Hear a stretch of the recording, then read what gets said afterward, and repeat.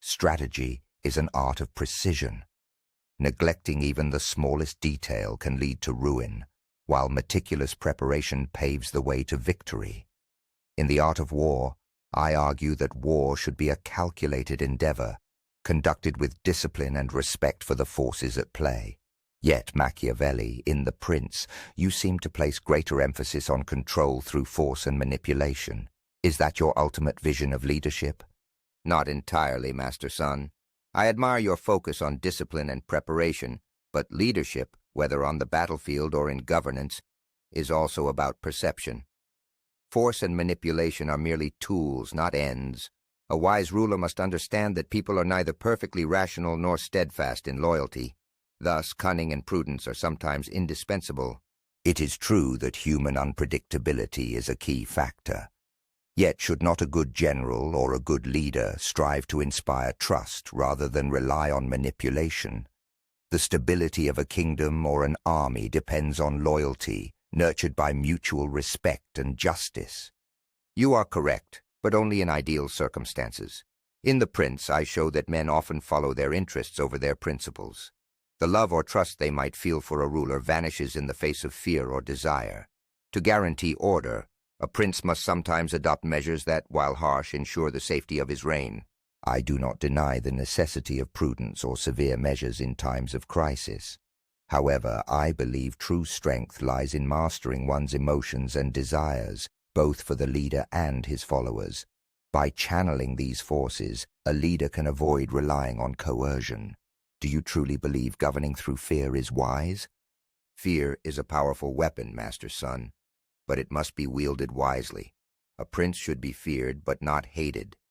Hatred weakens power and breeds rebellion. On the other hand, a respectful fear, combined with carefully calculated acts of generosity, can strengthen authority while placating the people. Interesting. In that case, we agree on one thing.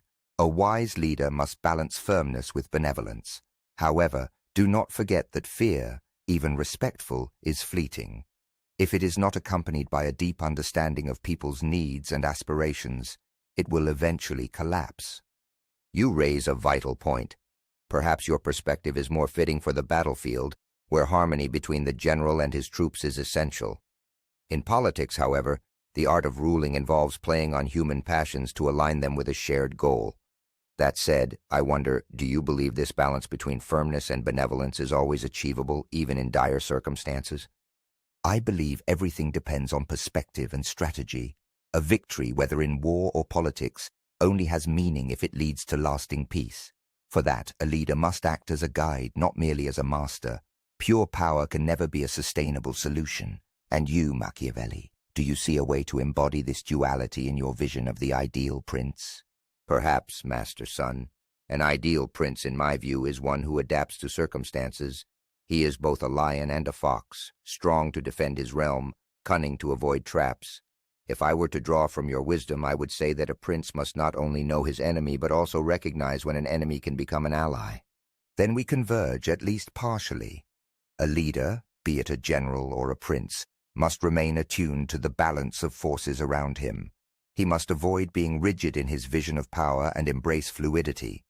As I write, water shapes its course according to the terrain, just as a general shapes his strategy according to the circumstances. A brilliant metaphor. Perhaps we are, in the end, more alike than different. You teach the art of triumph on the battlefield. I teach the art of triumph in royal courts. Yet our methods aim for the same goal, maintaining order and ensuring survival.